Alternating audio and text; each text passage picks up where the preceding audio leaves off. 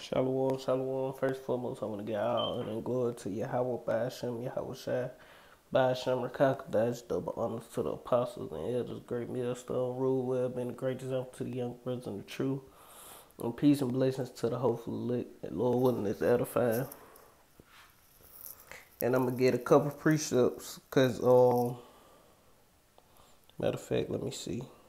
Because in this article, it say, I'm going to read the top of it. It say, Nevada nurse who came to the NYC to work on the coronavirus frontline claims minority patients are being murdered by negligent doctors, misplacing ventilator tubes and giving unnecessary defibrillator.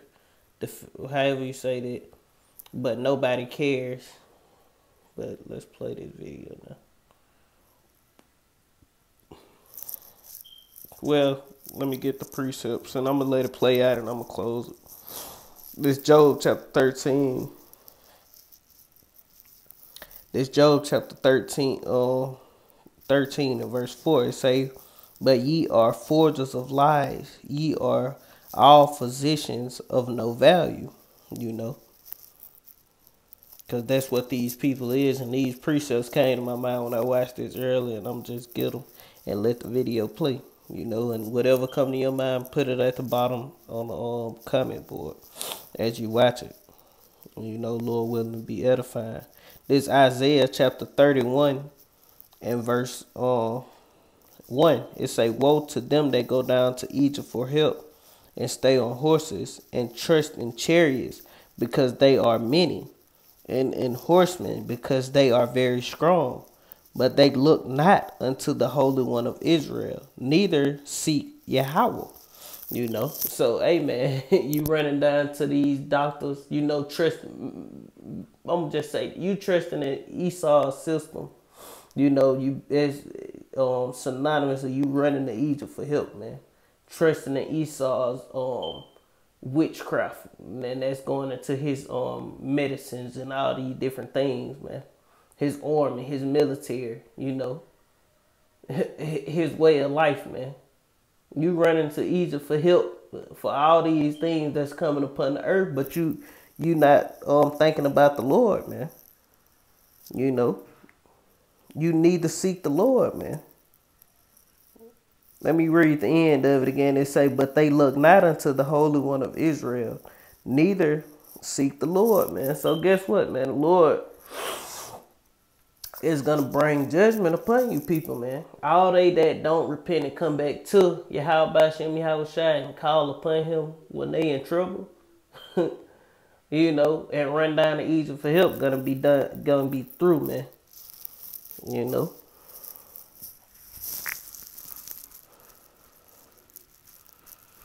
This Jeremiah chapter 30 and verse 4, it say, and these are the words that Yahweh spake concerning Israel and concerning Judah.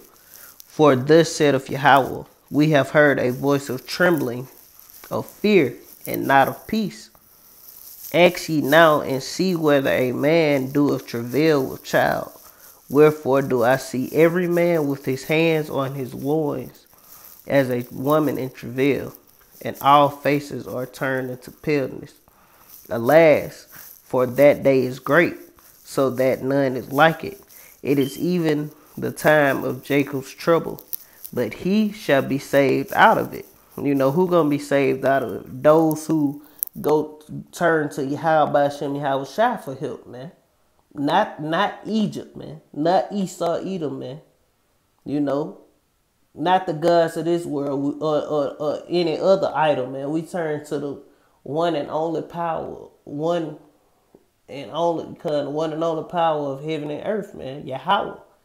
In the name of his only begotten son, Yahweh Shai. Yahweh Ba'ashem, Yahweh Shai, man. You know.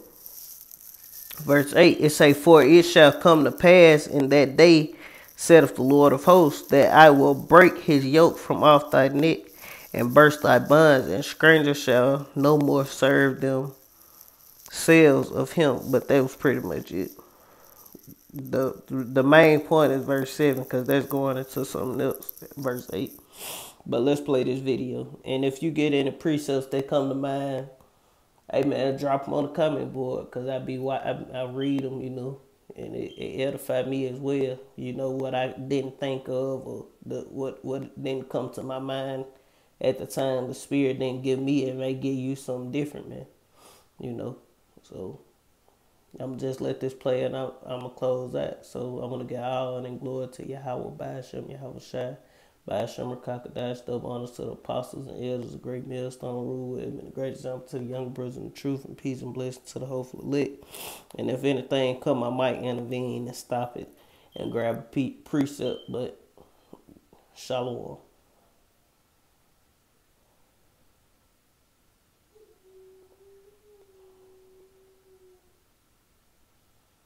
Nah, I don't want to play.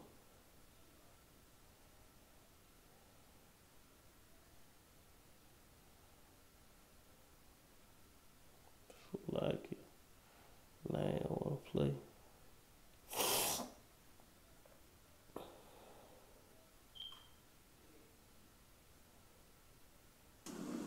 But these people.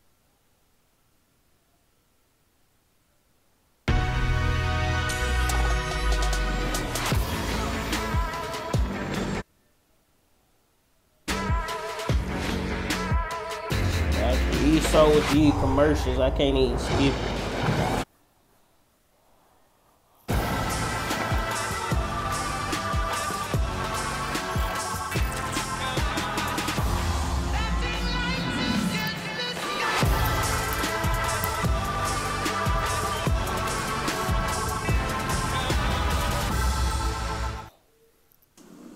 But these people aren't dying from COVID.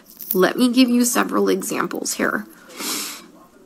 An anesthesiologist intubated the patients, like, I think it was right, bronchi and of a patient, and they couldn't get the sats up, and for about 5 hours, like, we were waiting on a chest x-ray to confirm that the placement was wrong. And in the meantime, while we're waiting for that, and we've told the anesthesiologist that it was placed wrong, because, like, literally only one side of his chest is, like, inflating, he dies. Okay? A patient had a heart rate of 40, and the resident started doing chest compressions on him, which is not what you do. You just externally pace them, or you give him some atropine. And then, I run in there to stop him from doing chest compressions on somebody with a pulse. And then he decides to push epi. He throws some pads on him to defibrillate the guy in bradycardia. Okay, he has a heart rate of 40 in a stable, bradycardic rhythm. We just need to give him some atropine and pace him. He defibrillates him and kills him.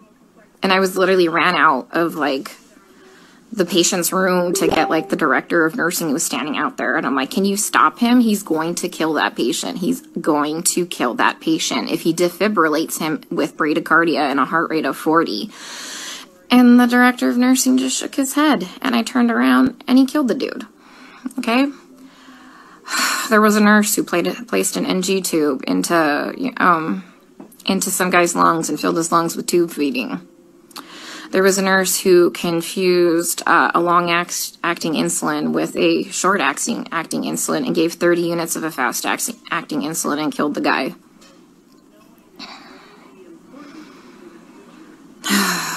What else? Other stuff have I seen? Yeah. It's just here they're just gonna let them rot on the vent. They're medically mismanaging these patients. And I'm not a doctor, guys. I'm not professing to be a doctor by any means. But there's, like I said, basic standards of care that we have to do. When somebody's low on blood, literally on the brink of a critical low blood level, we should replace the blood. But I asked the residents, and they're like, does he have internal bleeding? And I said, no. Then they're like, well, then we're not replacing the blood. We have a nurse who, fell asleep at the nurse's station while we were all in rooms, and her norepinephrine ran out, and the guy had no blood pressure and didn't perfuse his brain, and I'm pretty sure he's brain dead. That same nurse is now running a CRRT machine, a dialysis-like machine, that she has never done before. She said she'll figure it out. Because nobody is listening. They don't care what is happening to these people. They don't. I'm literally coming here every day and watching them kill them. Because it's like going in the Twilight Zone. Like, everyone here is okay with this.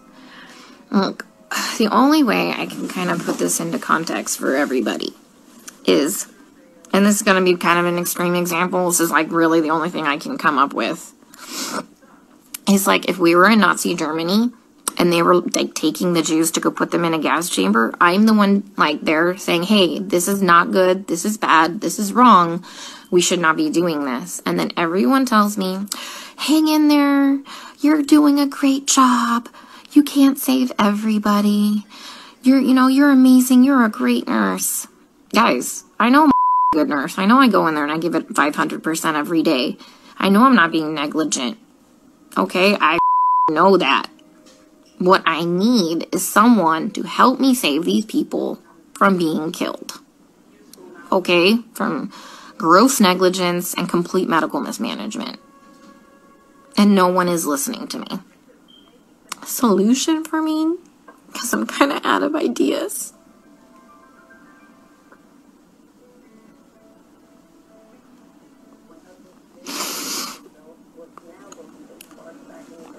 When I try and talk with some of the other nurses here, and they're like, well, you can't save everybody. And they all know what's happening. They all agree with me, and they all just shake their heads. And I'm like, am I the only one who is not a sociopath?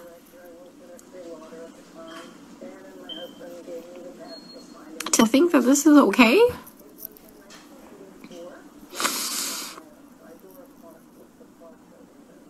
I mean, guys, they literally don't even know when they're dead. Like, how many times have I told you they've assigned me a dead person? Like, how long have they been dead? Nobody knows.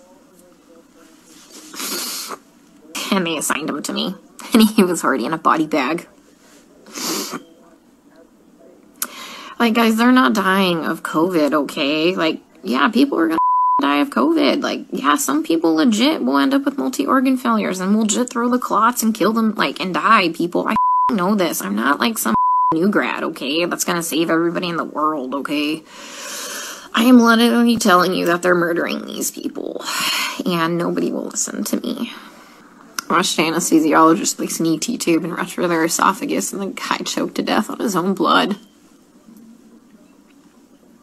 COVID didn't place that ET tube incorrectly. And nobody cares because they're all minorities and we're in the hood. You heard that? She say they're all minorities and we're in the fucking hood. Negroes, Latinos, and Native Americans, man. Time of Jacob's trouble.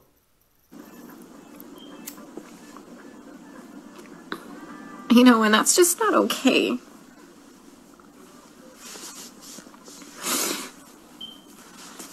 That's just weird, guys. They're all okay with it. Like, I tell you, we get on the bus and we go into the Twilight Zone here. Like, how do you not know when your patient is dead? For real. I mean, back at that other unit, it was just crazy and bodies were just dropping. Yeah, I can understand that. But guys, you have a ton of staff. Like, yeah, we have hundreds of extra nurses that are still here that are not part of hospital staff managing these patients. But we're on top of it now. We're on top of it now. There's no reason to not know when your patient's dead. Alright, guys, I'm going to the unit. Let's see how they kill him there, okay? Stay safe. Stay out of NYC for your healthcare. Shalom.